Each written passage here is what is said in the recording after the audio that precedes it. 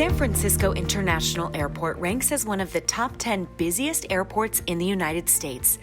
Built in 1927, it sits on the San Francisco Bay just south of the actual city. In the 1940s and 50s, SFO extended its runways, creating 28 left and 28 right, and 19 left and 19 right.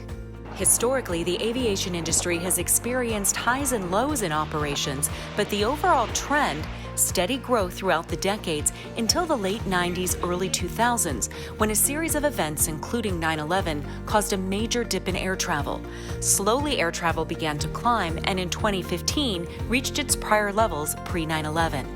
About 1,300 flights were operating out of SFO each day by 2020. Then in late February, early March, the COVID-19 pandemic struck, causing flight activity to plunge. SFO has now entered the recovery phase. We have always recovered and surpassed pre-crisis operational levels. For safety reasons, planes take off and land into the wind. At SFO, 95 to 98% of the time, winds blow from the west. That means planes have to arrive facing west. This is called the West Plan. The other 5% of the time, planes switch to the Southeast Plan, where planes take off to the east and land facing south. Flights operate out of SFO 24 hours a day. Fewer than 24 flights happen between 1 a.m. and 6 a.m. Aircraft can seem louder at night than they do during the day because the ambient or background noise is lower. SFO encourages airlines not to operate during these hours, although legally it has no control over when airlines choose to fly. This is an overview of the current flight paths above SFO.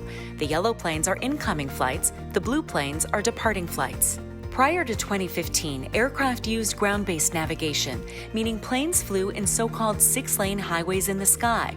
Now, the 6-lane highways have become 1-lane highways. That's because to increase airspace capacity, reduce delays, and improve safety, the Federal Aviation Administration modernized Bay Area flight routes using satellite-based navigation, making the routes more precise and therefore more concentrated.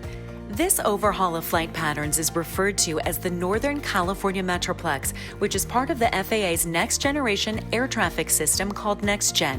People who live in neighborhoods located under these major flight routes have experienced an increase in air traffic since 2015, and that means more aircraft noise.